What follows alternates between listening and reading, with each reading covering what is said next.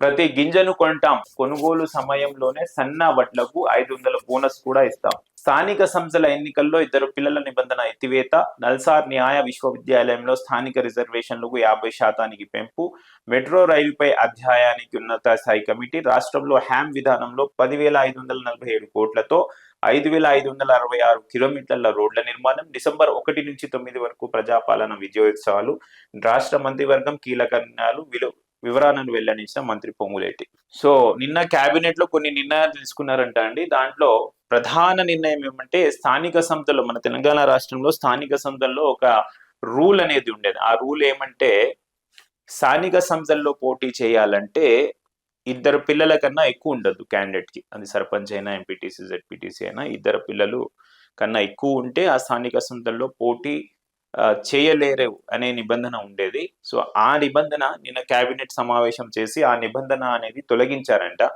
so దీంతో పాటు అది మెయిన్, అది చాలా